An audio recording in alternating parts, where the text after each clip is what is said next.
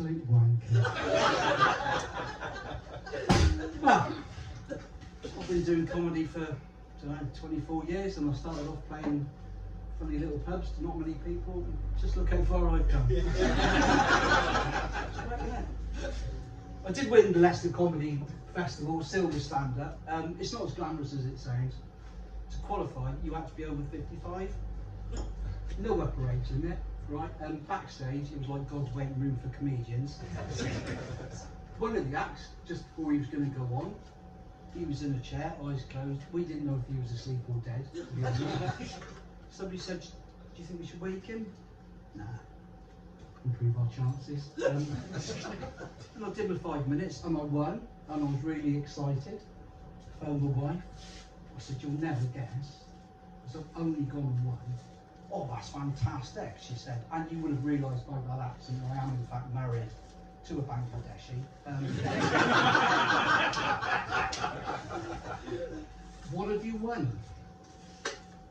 Trophy.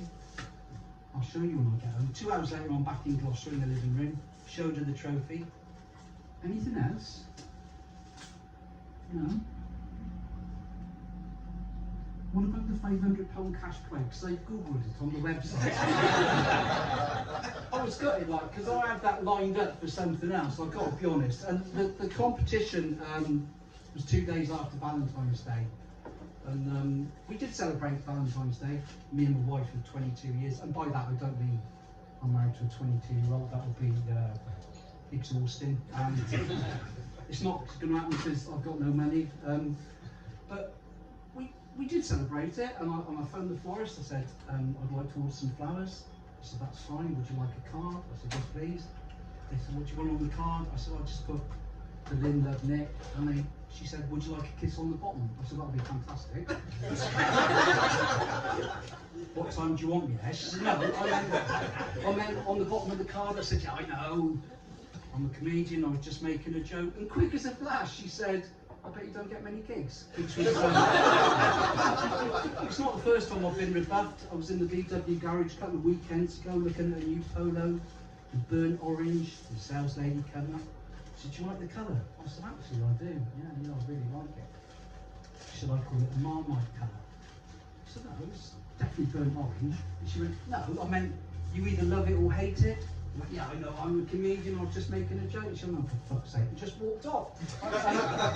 But we celebrated Valentine's Day. We stayed at home because we're tight, and to be honest, when the conversation dries up, it's far easier just going to lounge and put TV on, isn't it? So you haven't got that awkward silence.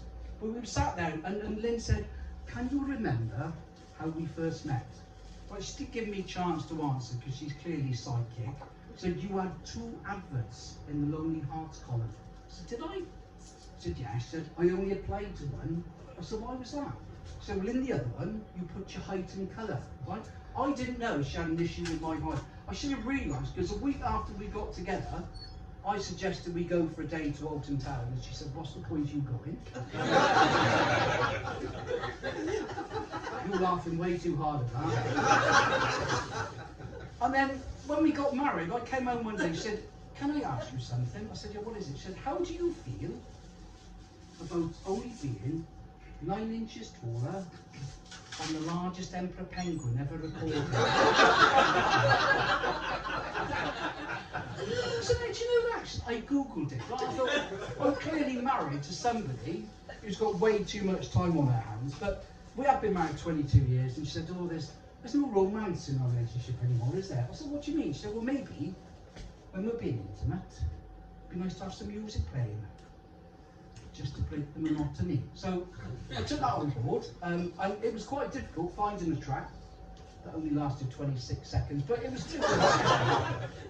Put the first song on, "Make It With You" by Bread. I thought that was all right, you know, sort of got us in the mood. To be honest, I think my choice of song number 2, the theme from Match of the Day, that's probably killed it. And we've gone through the sort of same routine every night for the past 22 years. Like, she goes up to bed, I come up to bed. "Have you turned the TV off?" "Yes." "At the wall?" "Yes." Because she's one of these women who think that if you don't turn the TV off at the wall, it's going to burst into flames in the middle of the night, right? And I suspect there's women in this room tonight. I don't know why I'm drawn to you, I think. But yes, I've done that. Have you locked the back door? Yes. Have you locked the front door? Yes. At the bottom? Yes. At the top? No. And it gets to about October. I hate this time of year. Do you? Why's that? Well, the bottom of the bed's always cold, isn't it? I don't know, my legs have never fucking been there. That's a bit quiet. But she said there's no surprises either.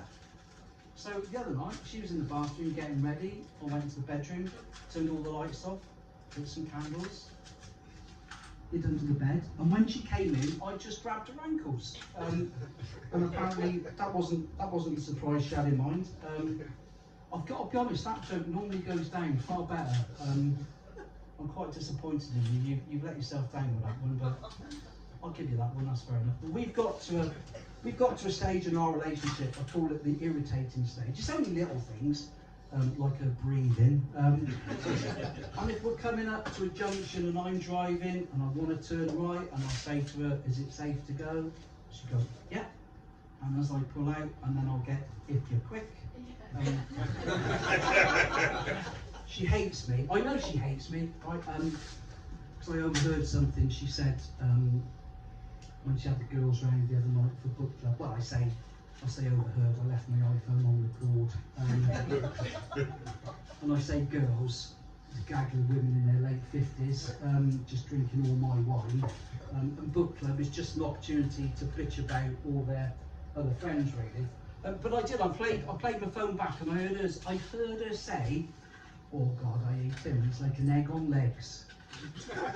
His body disgusts me now." And that's quite harsh to hear, isn't it? So yeah, I know, shocking. So I joined Slimming World, and I went along because it was only just round the corner from me, local primary school. And I went in. I wasn't the only new person there. There was another lady there who said, "Is your name Nick?" I went, "Yeah." And then she said those 6 words that no bloke really wants to hear. "You don't remember me, do you?" And I'm looking at her thinking, "Oh God, please, no, I haven't." Because my mare really goes tripped in thinking, was she a one-night stand? Not that I'd had many, obviously, being this height and ginger. I had one memorable one, round about 1979. I was in Cheltenham. We went to a nightclub called the Night Owl. And I got off with this girl, and the next day I was talking to my mates, and they went, "Oh Christ, you must have been hammered last night." "Why? Can't you remember?" "Not really."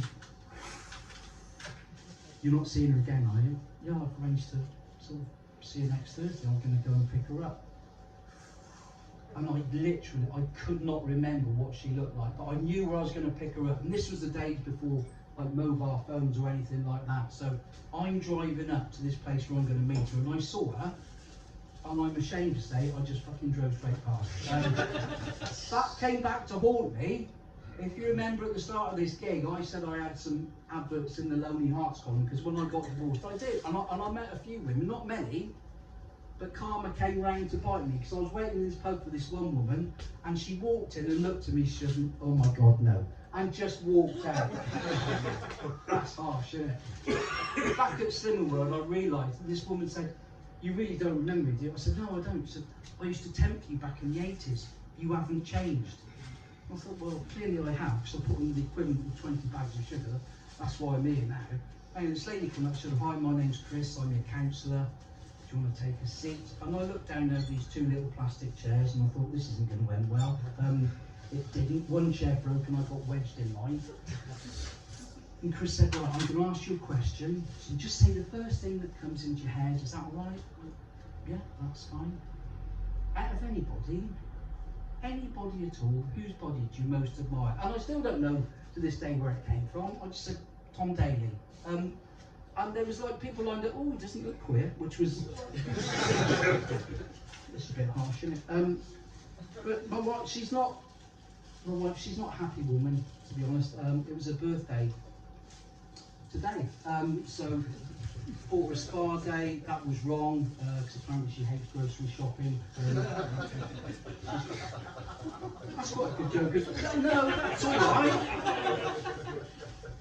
Builder man, did you get that joke?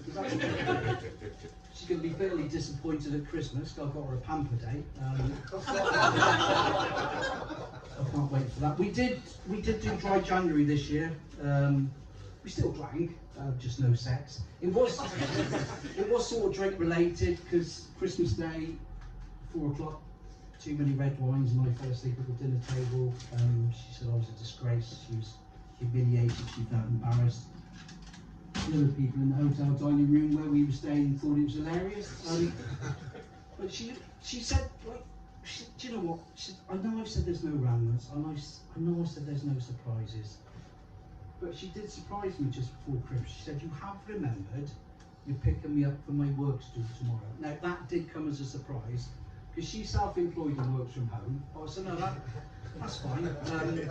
So I got to the place at the allocated time. She got in the car, and all I said was, have you had a nice time? Are you saying I'm drunk? Oh, don't start. No, I'm not saying. No, but clearly you've had a drink. And then we had the silence for 5 minutes, and then it was, I don't think you love me. In fact, I don't think you've ever loved me. I said, well, I do, I have. I can't guarantee what's going to happen going forwards, to be honest with you. She said, well, if you love me, you'll prove it right now. I said, well, how am I going to do that? She said, you can make love to me in this car. I said, that's not going to happen, is it? She said, give me one good reason. I said, well, I'll tell you what, I'll give you 3. Number 1, it's 4 o'clock in the afternoon. Number 2, we're still outside Wetherspoons. And number 3, we've got your girlfriend Chris in the back of the car. Because we're giving her a lift home. And that's the thing, right? She's got a girlfriend. I've got no problem with that. They go away together. They literally just come back from a cruise to Norway, 7 nights away. No problem with that. I wanted to spend that 500 quid on one night with my girlfriend. The shit I got in.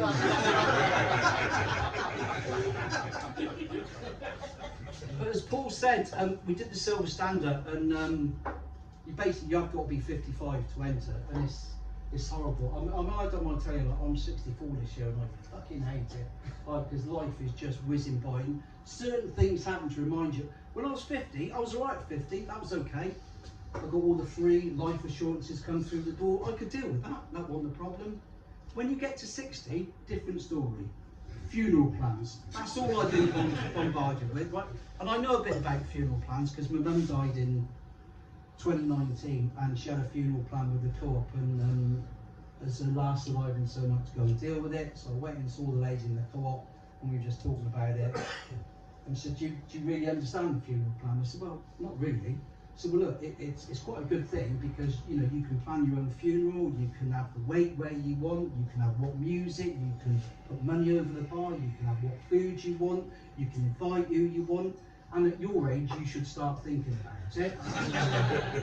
I've got to be honest, by the end of the conversation I was actually quite looking forward to my own death.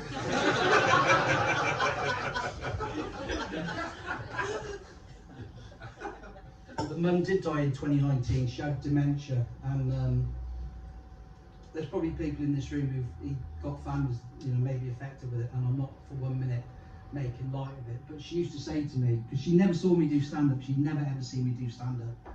She said, when I die, will you talk about me when I'm gone? I said, well, it's not really appropriate. So will it be a way of keeping my memory alive? So, oh, okay, fair enough. So she was an alcoholic.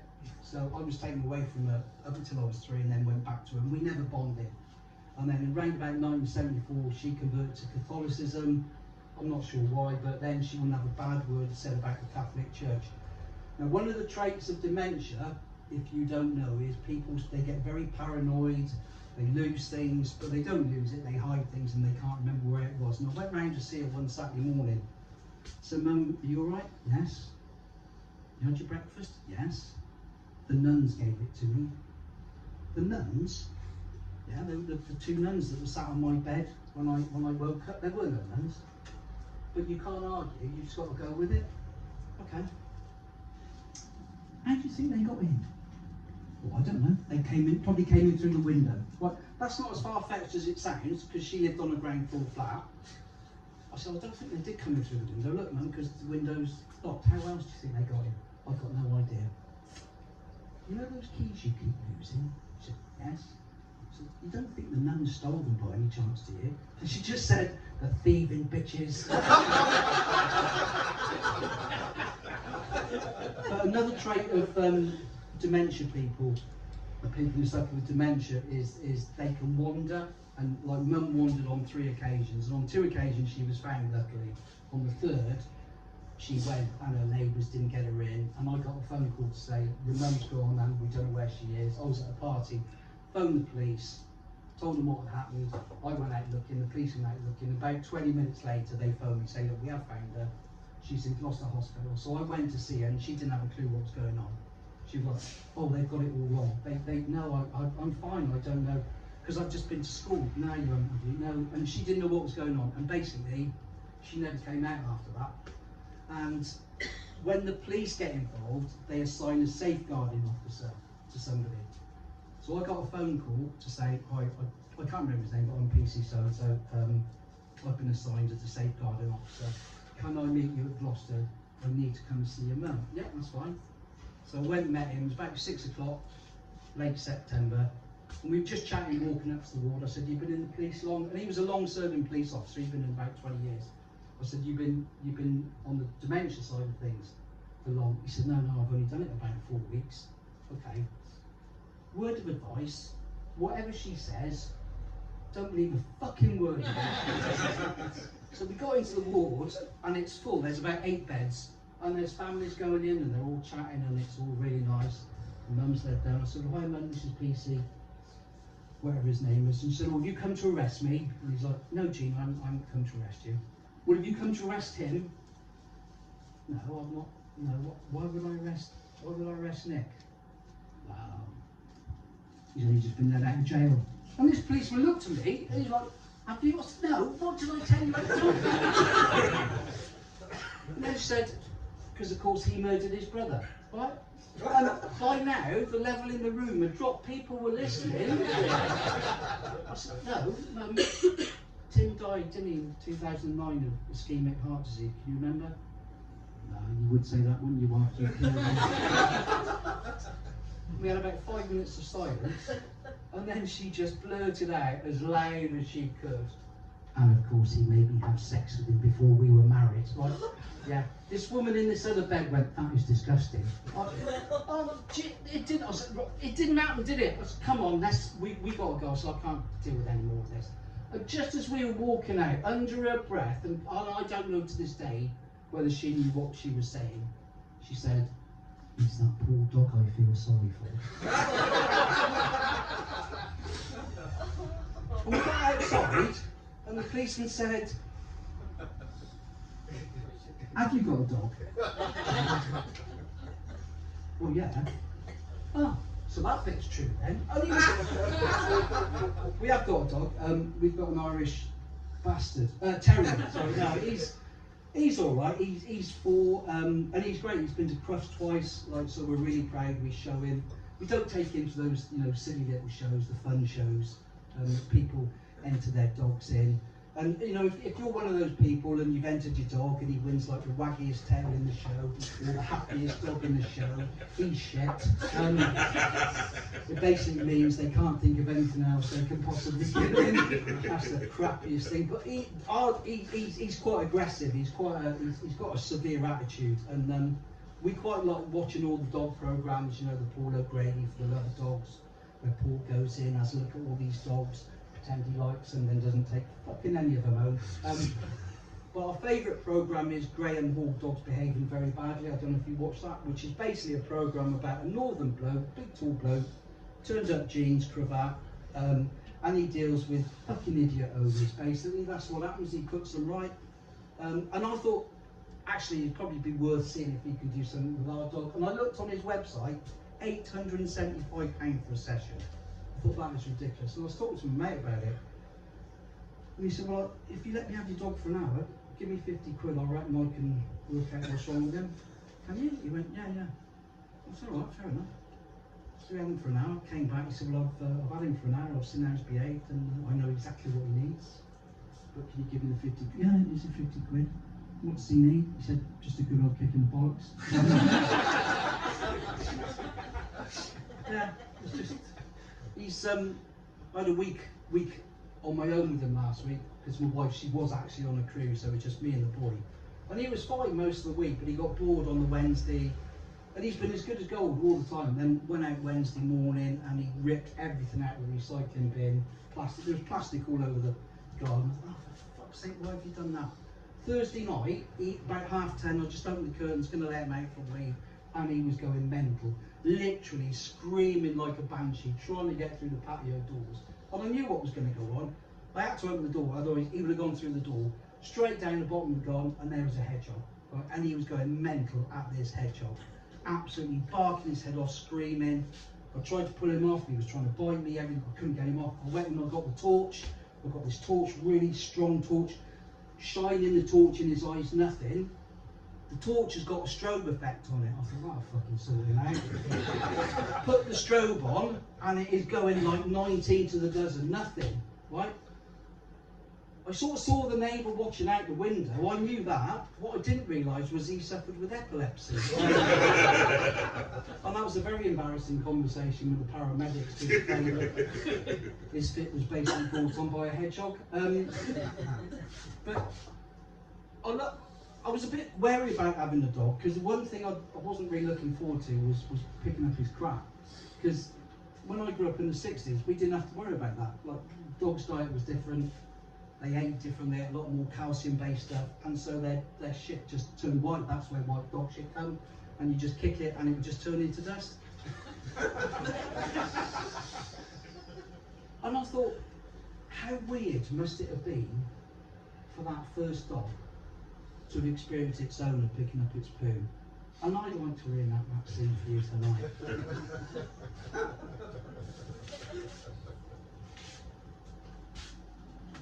What are you doing? You what? Sorry? You're picking up my poo? Oh, I can see that. Why? It's what, sorry? Legislation. No idea, I'm a fucking dog. I don't.